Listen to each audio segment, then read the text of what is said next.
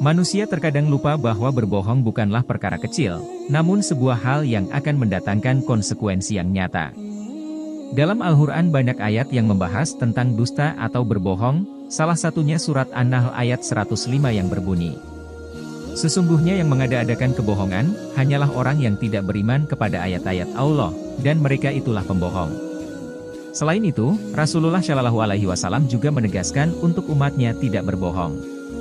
Dari Abdullah bin Mas'ud radhiyallahu anhuma, ia berkata, Rasulullah Shallallahu Alaihi Wasallam bersabda, "Hendaklah kalian selalu berlaku jujur, karena kejujuran membawa kepada kebaikan, dan kebaikan mengantarkan seseorang ke surga.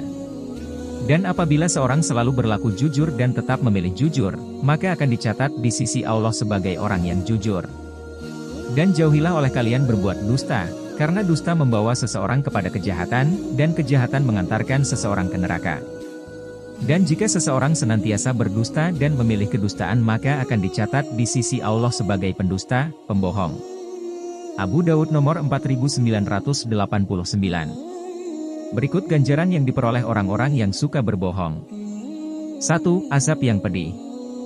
Orang yang suka berbohong sudah dipastikan azab yang pedih oleh Allah Subhanahu wa Ta'ala. Dalam Al-Quran Allah Subhanahu wa Ta'ala telah berfirman, "Dalam hati mereka ada penyakit, lalu Allah menambah penyakitnya itu, dan mereka mendapat azab yang pedih, karena mereka berdusta." Quran Surah Al-Baqarah ayat 10. Selain itu, Allah Subhanahu wa Ta'ala berfirman, "Kemudian marilah kita bermubahalah agar laknat Allah ditimpakan kepada orang-orang yang dusta." Quran Surah Ali, Imran ayat 61. 2. Mengurangi rejeki dan keberkahan.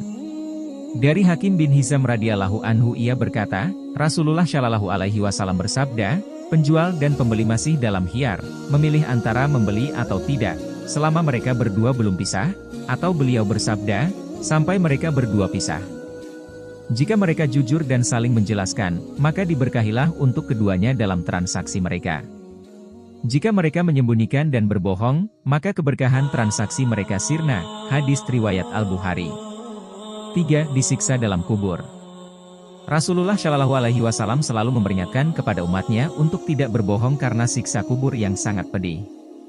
"Aku melihat dalam mimpi dua orang malaikat, keduanya berkata, orang yang engkau lihat mulutnya dikoyak hingga telinga, adalah seorang pembohong. Ia berbohong hingga kebohongannya tersebut dibebankan kepadanya hingga mencapai ufuk, maka dibuatlah ia diberi beban seperti itu hingga hari kiamat." Hadis riwayat Bukhari.